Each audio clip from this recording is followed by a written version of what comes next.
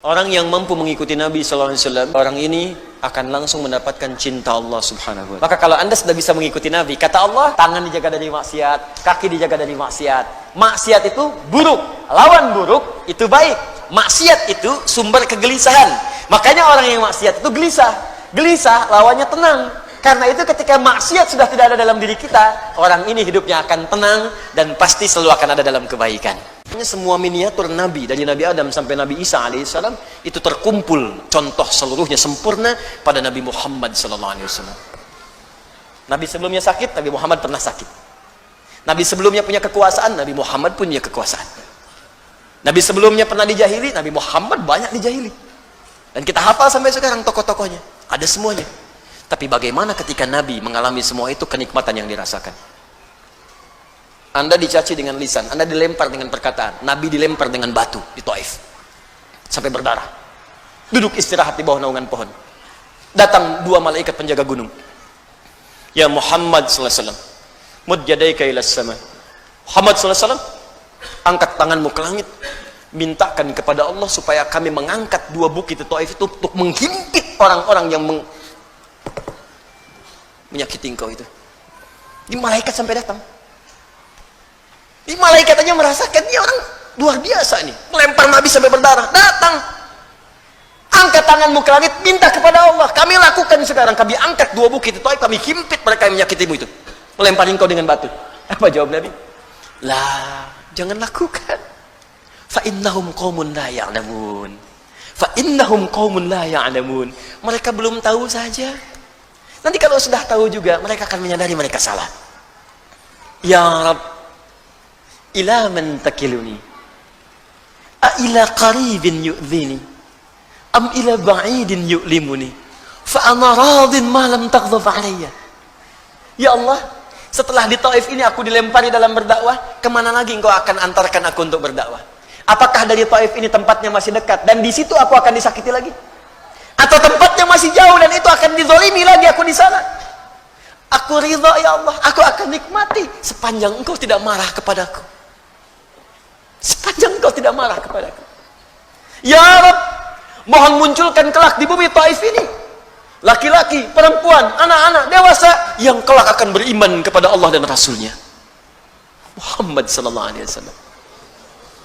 Dilempari, disakiti, keluar darah, menikmati itu semua. Rokok, disimpan kotoran di punggungnya, menikmati itu semua. Difitnah, dizalimi, menikmati itu semua. Harakat indah. Hidup dengan orang munafik, dibimbing sampai mau tobat. Muhammad sallallahu alaihi wasallam. Dan dahsyatnya, ketika miniaturnya terkumpul di Nabi sallallahu alaihi wasallam, yang sangat luar biasa itu, maka Allah turunkan satu ayat. Jika Anda ingin sempurna mendapatkan kenikmatan hidup, maka ikuti semua petunjuk yang pernah ditunjukkan oleh Nabi Muhammad sallallahu alaihi wasallam, dari mulai tidur sampai dengan kita tidur lagi. Karena tidak ada teladan yang terbaik kecuali yang ini. Maka turun Quran surah 33 ayat 21. Bagian pertama. Quran surah ke-33 ayat 21. Laqad kana lakum fi Rasulillahi uswatun. Allahu akbar. Kalau nabi lain nggak disifati dengan ini. Nabi lain tuh cuman kisah ini diikuti, kisah ini diikuti. Nabi Muhammad tidak, langsung keluar kalimat uswatun hasanah. Uswah hasanah. Bahkan ayatnya di riwayat Warsh dan Qalun bisa dibaca dengan iswah. Qalun, Warsh dari Nafi', bisa dibaca dengan iswah. Laqad kana lakum fi Rasulillahi iswatun hasanah. Iswah. Bisa uswah, bisa iswah. Dahsyat. Ini langsung penetapan dari Allah. Muhammad SAW beda, khusus, tidak sama dengan Rasul lain. Kata Allah, semua apa yang dikerjakan oleh beliau itu akan jadi teladan dalam kehidupan. Jadi kalau Anda ikuti, langsung seketika Anda akan jadi teladan dalam hidup. Bapak Ibu, lihat sini. Harakatnya apa? Dhamma, di atas di bawah. Di atas. Karena itu di ilmu nahwu disebut rafa namanya. Rafa, di atas, tinggi. Rafa, alamatnya dhammah. Harakatnya di atas di bawah? Di bawah. Bawah itu khafad, rendah, kecil. Khafad. Tandanya harakatnya apa? Kasrah. Nih. Saya inginkan Anda paham. Bukan menghafal. Menghafal mudah. Paham, itu yang paling penting. Kasrah. Kenapa disebut kasrah? Dari kata kasura, sesuatu yang pecah, kecil, lembut. Biasanya di bahasa Arab kalau harakat-harakat kecil, yang lembut, tipis, itu menggunakan kasrah. Sesuai dengan sifat. Misal, perempuan lebih lembut daripada laki-laki. Lembut, halus, kata-kata yang lebih lembut, lebih halus, maka untuk perempuan menggunakan kasrah. Laki-laki lebih terbuka, a. Anta, anti, i. Jazakallah khair, jazakillah khair, i. Jadi kalau ibu ingin mengucapkan selamat, terima kasih. Kalau ke laki-laki pakai ka, jazakallah. Kalau ke perempuan pakai i, jazakillah, i. Jangan tertukar. Ya. Saya pernah mengajar pakai batik, pakai peci apa, begitu selesai Ustaz, jazakillah khair. Masya Allah. Alhamdulillah. I. Di kasrah artinya pecah. Karena pecah jadi mengecil. I. Fathah terbuka. A. Doma terkumpul. Ya. I. Kasrah kecil, pecah. Hancur, tipis. Nah, keluar dari sini jam 3. Mau itikaf tuh jam 3 keluar. Tiba-tiba di pohon depan itu ada suara. Tunjuk. Kasrah. Fathah. Dhammah. Habis itu lari. Nah. Sekarang belajar ilmu bahasa. Awas, 5 menit kita selesai. Fokus. Kenapa disebut kasrah? Kasrah menunjuk pada sesuatu yang pecah. Rendah. Kalau pecah itu jadi kecil ya. Kassurat zujad, kaca pecah maka jadi kecil. Jadi kalau ada sesuatu menggunakan harakat kasrah, ini menunjuk pada sesuatu yang kecil, ringan.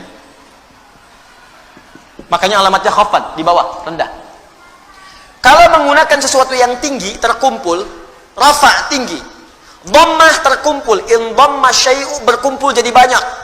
Kalau ingin menunjukkan sesuatu yang banyak, maka gunakan harakat dhammah. Kemudian harakatnya tinggi di atas, rafa. Perhatikan, ketika Allah menyebutkan Nabi menjadi teladan, kenapa menggunakan 2 harakat? Di atas tinggi, di bawah rendah. Seakan ingin menjelaskan kepada kita, Nabi Muhammad itu, jangankan perilakunya yang tinggi-tinggi, yang banyak bisa kita temukan. Cara sholatnya yang 1 rakaat sampai dengan kakinya bengkak. Ya, Masya Allah. Cara infaknya yang saat berinfak dengan 1000 ekor unta. Cara puasanya yang sangat luar biasa. Yang tinggi-tinggi, jangankan yang tinggi-tinggi, yang kecil-kecilnya pun bisa jadi teladan. Cara senyumnya, cara jalannya, cara bangun tidurnya, cara masuk toiletnya, cara masuk masjidnya, cara pakai sendalnya, cara berpakaiannya, itu kan kelihatan kecil. Cara berpakaian kan sederhana, tiap hari berpakaian. Cara makannya, cara duduknya, cara menggunakan alas kakinya, dengan sendalnya, dengan sepatunya, dengan terumpahnya, cara mengenakan bagian pecinya, sorbannya, itu kan kecil-kecil. Tapi kalau Anda ikuti, jadi teladan Muhammad. Karena itu dalam Islam, Anda akan temukan bimbingan dari Nabi dari bangun tidur sampai tidur lagi. Pasti ada. Silahkan tunjukkan kepada saya. Selain dalam Islam, bimbingan yang komplit dari bangun tidur sampai tidur, Anda nggak akan temukan. Untuk menunjukkan kebenaran risalah Islam diturunkan seorang Nabi terakhir namanya Muhammad sallallahu alaihi wasallam, dan beliau tunjukkan kalau Anda ingin menikmati kehidupan dengan baik, maka silahkan ikuti semua petunjuk Nabi. Itu langsung dari Allah. Laqad kana lakum fi Rasulillahi Yang paling dahsyat, saya tutup, jika Anda mampu mengikuti semua itu, maka semua pengikut Nabi akan jadi teladan di zamannya. Contoh, maaf ya, Abu Bakar ikut Nabi Muhammad SAW, diikuti semua perilaku Nabi. Nabi meninggal, Abu Bakar jadi teladan. Umar mengikuti, Umar jadi teladan. Utsman mengikuti, Utsman jadi teladan. Ali mengikuti, Ali jadi teladan. Wafat sahabat, muncul tabi'in, jadi teladan. Wafat tabi'in, muncul setelahnya tabi'ut tabi'in, jadi teladan. Pokoknya semua yang ikut Nabi akan diteladani dalam hidup. Anda tidak harus jadi ustaz, bukankah Utsman itu seorang pengusaha?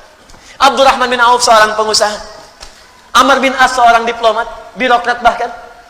Ayo, jadi apapun Anda, ikuti cara Nabi membimbing kita.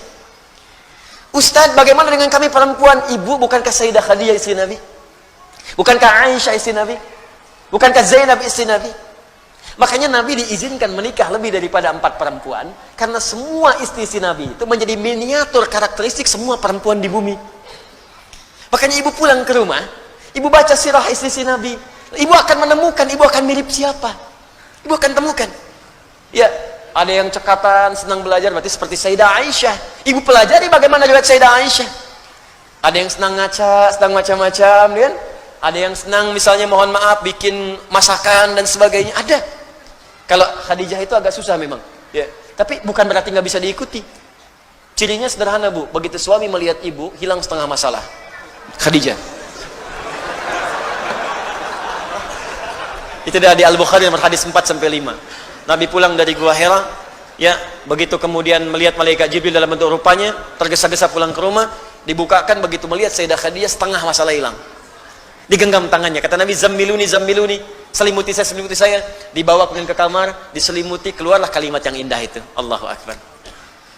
Sayang, engkau itu orang yang sangat baik, engkau penyambung silaturahim, engkau senang memberi, yakinkan pada jiwamu, aku akan selalu bersamamu dalam suka dan duka. Istri begitu, Pak. Hilang semuanya, sudah selesai, hilang semua kegelisahan. Khadijah, coba besok antum pulang dari pekerjaan kan, ada masalah, nyampe rumah, assalamualaikum, dibuka, masya Allah, masalah tambah.